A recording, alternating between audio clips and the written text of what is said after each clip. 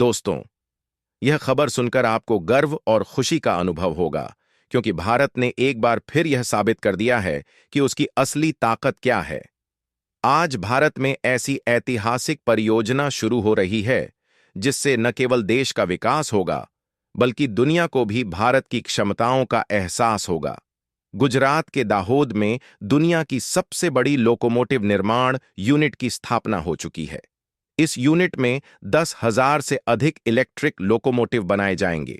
यह परियोजना भारत को वैश्विक स्तर पर लोकोमोटिव निर्माण का केंद्र बनाएगी। इस पहल का उद्देश्य न केवल भारतीय रेलवे को सशक्त बनाना है, बल्कि दुनिया भर की लोकोमोटिव मांग को भी पूरा करना है।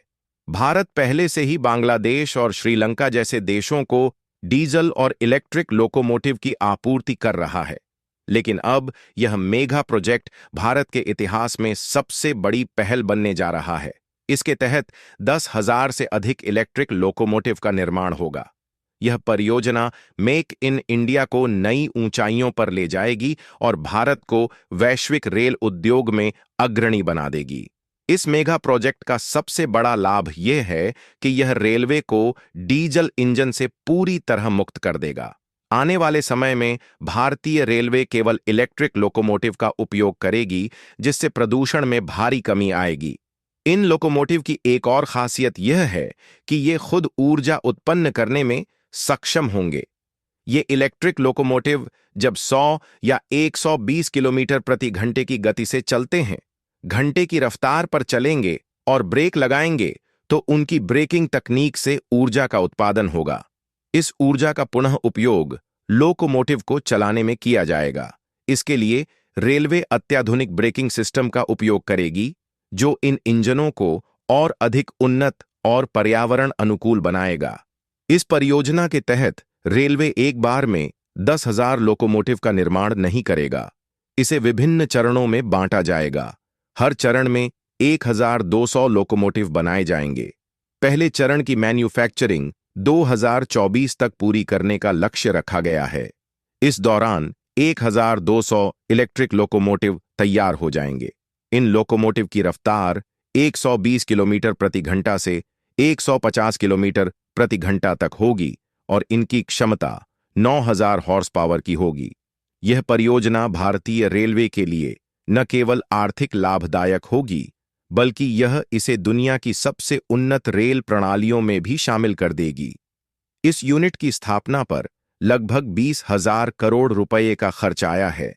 इसे पूरी तरह पर्यावरण के अनुकूल बनाया गया है। इस निर्माण इकाई में ग्रीन एनर्जी का उपयोग किया जाएगा। यहां उपयोग की जाने वाली बिजली को अक्षय ऊर्जा स्रोतों से संग्रहित किया जाएगा। इस प्रकार यह यूनिट पर्यावरण पर पड़ने वाले प्रभाव को कम करेगी।